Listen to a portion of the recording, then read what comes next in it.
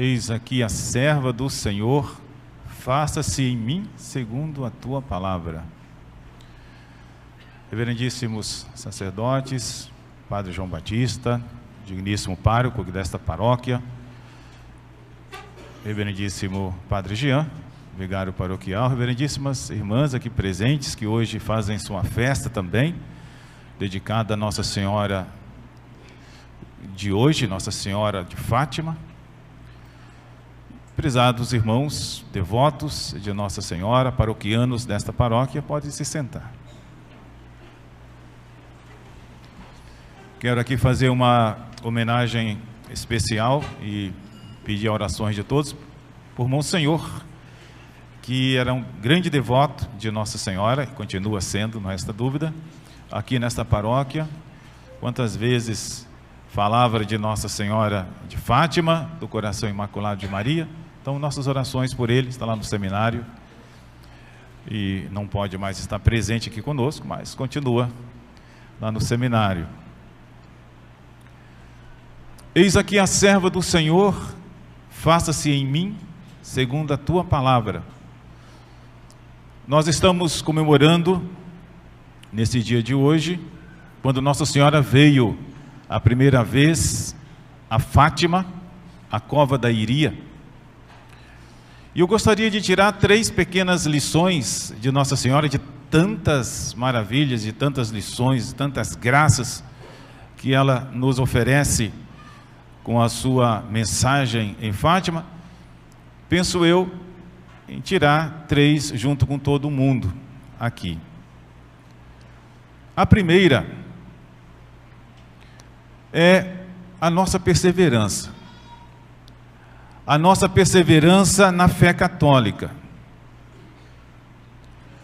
Quando nós ouvimos no Evangelho Nossa Senhora dizer para o anjo: eis aqui a serva do Senhor, isso quer dizer que Deus propôs um plano que estava além do que Nossa Senhora podia imaginar, mas como vinha de Deus, vinha do Pai, Nossa Senhora disse: eis aqui a serva do Senhor, faça-se em mim segundo a tua palavra. Assim também acontece com a nossa fé, com o que Deus nos propõe, com as verdades da fé, e sobretudo, quando nós temos que agir de acordo com a fé na nossa vida. Nós temos que ter essa disposição no coração. E que Nossa Senhora, exatamente nesse dia de hoje, dia 13 de outubro, lá no ano de 1917, fez a proposta para as crianças. Se elas queriam se oferecer a Deus, e oferecer-se a Deus para suportar tudo, ou suportar todos os sofrimentos que Deus quisesse enviar para eles, em ato de reparação pelos pecados com que Deus é ofendido, e também pela conversão dos pecadores. Nossa Senhora esperava a anuência do coração daquelas crianças, da vontade delas. Elas poderiam dizer: nem sabemos o que é isso, como é que nós vamos dizer? Mas elas estavam diante da Mãe de Deus, que as estava ali amparando com a graça de Deus, com uma proteção materna divina, de que ela era a Mãe de Deus. E as crianças disseram: sim, nós queremos. Normalmente nós falamos algumas vezes sim, sem medir um pouco as consequências, mas Nossa Senhora já sabia as consequências, e ela disse uma coisa: vocês vão ter muito o que sofrer, mas a graça de Deus estará com vocês. Assim, quando nós abraçamos algo que é de Deus, uma missão que é de Deus, que é da vontade dEle, nós não podemos ter medo. Se nós fazemos por Deus, a graça de Deus estará conosco. Já no mês de junho, Quando Nossa Senhora ali chegou, as crianças fizeram um pequeno colóquio, aquele colóquio do céu, porque a Lúcia perguntou: eu vou para o céu? Sim. A Jacinta vai? Sim. O Francisco vai? Também. E Nossa Senhora falou que vai levar logo essas crianças. E a Lúcia então ficou um pouco com medo, ficou meio triste. E Nossa Senhora falou: olha, não tenha medo. O meu coração será um refúgio que vai te conduzir até Deus. Isso quer dizer, Nossa Senhora ia ajudar a Lúcia a perseverar. E é por isso que eu gostaria, assim, em breves toques, dizer o caminho de Lúcia. A primeira coisa que aconteceu com a Lúcia foi logo no ano seguinte, após as aparições, aliás, no ano de 1921, quando o bispo a convidou para deixar aquela região em que ela estava. Ela estava com os pais, ela estava sofrendo com a mãe, mas depois as coisas começaram a se acomodar. Eles eram muito procurados, as pessoas procuravam para receber uma bênção, para receber uma explicação. O bispo então o convidou, dizendo assim: ó, Lúcia, você não vai poder mais ficar aí, na sua terra. Eu gostaria que você fosse para um local. Você vai... Ele nem falou muito bem para onde que vai, mas no final ele acabou dizendo: você vai para o Porto, para o asilo do Vilar, que ficava ali na cidade do Porto, Portugal, sendo que ali ninguém pode saber quem é você, a não ser a superiora. Se perguntarem alguma coisa sobre Nossa Senhora de Fátima, você vai dizer: não sei. Se perguntarem qual é o seu nome, você vai dizer: eu me chamo Maria das Dores. Ela não poderia dizer que ela se chamava Lúcia. Ela ficou triste, porque assim, Nossa Senhora tinha dito que é para ela espalhar a devoção ao seu coração imaculado, para ela dizer para todo mundo que ela é a Senhora do Rosário, para ela transmitir para todos a mensagem da Virgem pela conversão dos pecadores. E agora ela ia para um local onde nem sequer ela podia dizer para ninguém que ela viu Nossa Senhora. Aí ela ficou muito triste, mas o bispo falou: você vai, se prepara, porque ela acabou dizendo sim para o bispo. Voltou para casa para se despedir, e ela foi então até a cova da Iria, onde ela tinha tantas vezes recebido a mensagem da Nossa Senhora com seus dois primos. E foi ali que Nossa Senhora apareceu para ela uma 7ª vez. Ela estava desanimando, porque quando ela foi até a cova da Iria, ela estava pensando assim: eu vou voltar para o bispo, vou dizer não, vou dizer que não quero sair daqui, porque Nossa Senhora falou que eu não vou sair, para eu pregar, aliás, para eu falar, para eu transmitir a mensagem. Mas quando ela estava então na aflição, Nossa Senhora, que disse para ela que o seu coração imaculado seria o seu refúgio, veio até ela. Ela descreve isso no diário dela, e falou assim: aqui eu estou pela 7ª vez, vai, segue o caminho por onde o Senhor Bispo te quiser levar, essa é a vontade de Deus. Aí então, ela repetiu no coração dela: sim, agora, bem mais consciente do que no dia 13 de maio de 1917, quando ela falou: quero fazer a vontade de Deus. Ela disse: agora eu quero fazer sim, porque Nossa Senhora foi e confirmou. Por isso que eu digo, meus amados irmãos, Vamos pedir a Nossa Senhora, que foi para Lúcia o tempo todo o refúgio, a graça para ela perseverar. Nossa Senhora estava sempre ali ao lado dela.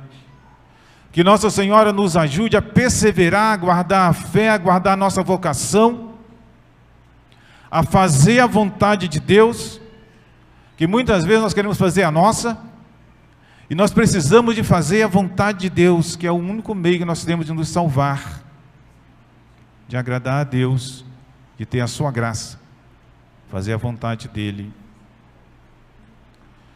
Saindo dali, Lúcia então foi para esse chamado Asilo do Vilar, lá em Porto. Ela depois, ela tinha vocação, ela sentiu o chamado de Deus para ser religiosa, para se consagrar a Deus. O bispo de Leiria, que era o Dom José da Silva, tinha uma grande amizade com as freiras lá, chamadas Doroteias, do Instituto das Irmãs Doroteia. E aí ele fez de tudo para que a Lúcia entrasse nesse Instituto de Santa Doroteia.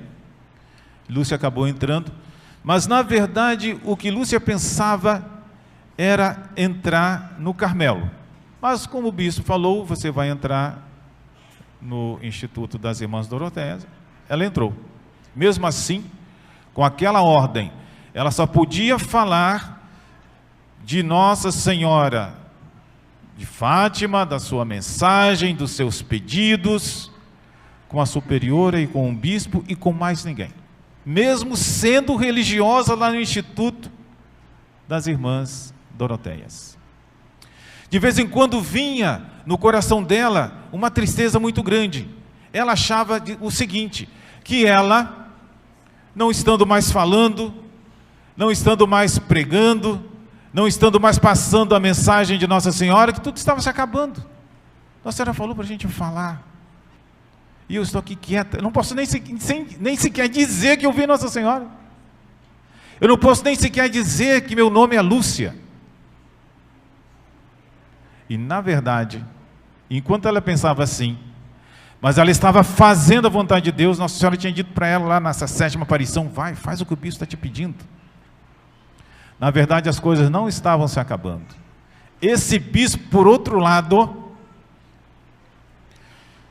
já tinha feito um decreto, dizendo que o que apareceu ali para aquelas crianças era de fato a mãe de Deus, que a mensagem que ela pedia era para todo mundo obedecer. Ali todo mês, todo dia 13, milhares de pessoas começaram a comparecer, começaram a fazer campanhas para fazer igreja, para fazer capela, enquanto que a irmã Lúcia, mas na obediência, estava achando que tudo estava no fim. Mas como ela estava obedecendo a Deus, e obedecendo primeiramente também a Nossa Senhora, que falou, obedece ao bispo, tudo estava dando certo.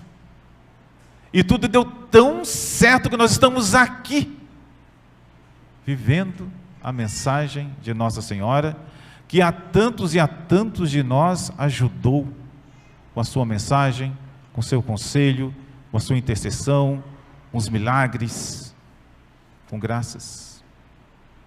Porque o que Nossa Senhora veio pedir é que nós sejamos obedientes a Deus, nós sejamos obedientes à vontade de Deus. Por isso Nossa Senhora falou para ela, aqui eu estou, vai e segue o bispo que está pedindo, porque essa é a vontade de Deus. A Lúcia, ela continuou a sua vida no ano de 1948, ela conseguiu, com a intercessão, com a ajuda do Papa Pio XII, a entrar no Carmelo, se tornou carmelita. Ali no Carmelo ela já podia falar, ela já podia se revelar, ela entrou no Carmelo como sendo aquela a quem Nossa Senhora apareceu. Ela então foi e deu para ela o nome de Irmã Lúcia do Imaculado Coração de Maria. Todo mundo sabia que ela era, que que tinha recebido, que era a confidente do Imaculado Coração de Maria, de Nossa Senhora, e ela cumpriu a vontade de Deus. Ela morreu em 2005, morreu já com 97 anos, e a gente pode dizer assim, da parte dela, ela cumpriu tudo que Nossa Senhora falou.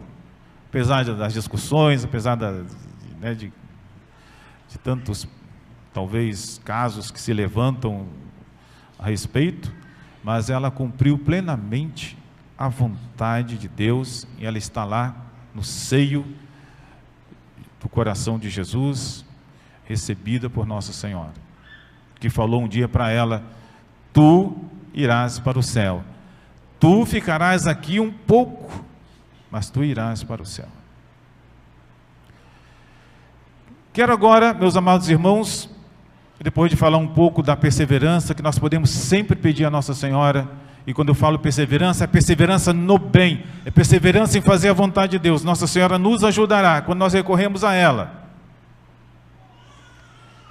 Uma vez, a Lúcia estava conversando com o seu primo, o Francisco. Ela estava falando com alguém sobre a mensagem. Aí o Francisco veio e chamou à parte e falou assim: ô Lúcia, você acabou de falar uma mentira, porque você falou que Nossa Senhora nos mandou rezar para ter a paz, para acabar a guerra. Na verdade, para eu colocar todo mundo ao par do assunto, é assim: uma pessoa perguntou assim: Nossa Senhora mandou rezar pela conversão dos pecadores? Essa foi a pergunta. Alguém fez essa pergunta a Lúcia, e a Lúcia respondeu: não. Alguém, ou seja, Nossa Senhora mandou rezar pela conversão dos pecadores? A Lúcia falou: não. Aí foi que o Francisco a chamou e falou: vem, você mentiu. Aí a Lúcia fez a precisão: olha, Nossa Senhora mandou-nos rezar pela paz, para acabar a guerra. Pelos pecadores, Nossa Senhora nos mandou fazer sacrifício. E com essa pequena palavra, eu gostaria de tirar essas duas conclusões para nós, essas duas lições. A primeira: quem que não ama a paz, quem não precisa paz? Por exemplo, nesses povos que estão em guerra. Se a gente estivesse na Ucrânia, tendo que abandonar as nossas casas, tendo que fugir para não morrer logo. Se nós estivéssemos em qualquer lugar de guerra, lá em Israel, é sempre uma coisa perigosa. De uma hora para outra nós podemos perder tudo e perder a própria vida por causa de uma guerra. Mas também existem aquelas pequenas guerras, as intrigas, que nós podemos ter em família. E Nossa Senhora então vem e nos dá o remédio. O remédio que ela nos dá é que nós rezemos o terço todos os dias. A gente olha aqui o elenco da mensagem de Nossa Senhora, naquelas 6 aparições que ela fez, desde maio até outubro. Nossa Senhora está sempre batendo na mesma tecla: rezem pela paz, rezem para o fim da guerra. Ou seja, Nossa Senhora, mãe educadora, essa mãe que nos conhece, ela sabe o que nós precisamos e ela nos dá um remédio, que se nós usamos nas nossas casas, nós teremos o que Nossa Senhora nos promete. Quantas vezes uma família tem tanta confusão? É difícil a gente encontrar uma família em que os filhos não brigaram, que o pai às vezes não brigou com o filho. Mas se desde pequenos as mães convidam as suas crianças e com eles e com o esposo, rezam todo dia a paz, o texto de Nossa Senhora, e especificamente pela paz, eu garanto que isso vai ficar marcado no coração das crianças e que Nossa Senhora trará para aquela casa a paz. Se a gente não tem muita paz, porque a gente nunca reza. E que quando chega a noite, né, as crianças vão lá no seu videogame, né? Pai e a mãe vão lá assistir novela ou ver o jornal, não sei. Ou então agora nós temos, né, os nossos celulares, cada um num cantinho. Ficamos ali 2 horas, 3 horas com aquilo, e um texto que dura 20 minutos. Não temos tempo. Não dá. Não dá para reunir a família.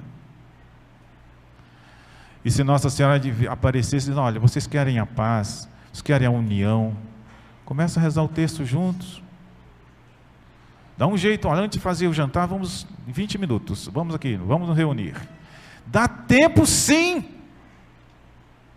É só a gente tomar a decisão, nós vamos fazer tal e tal. Como a gente vai rezar o texto todo mundo? Pedindo a Nossa Senhora a paz. Pedindo a Nossa Senhora que sempre na nossa casa haja paz, concórdia, harmonia. Nossa Senhora vai nos ajudar. Se nós fizermos, é Nossa Senhora que propõe. Nossa Senhora propõe para um país, para o mundo. E por que não para uma casa?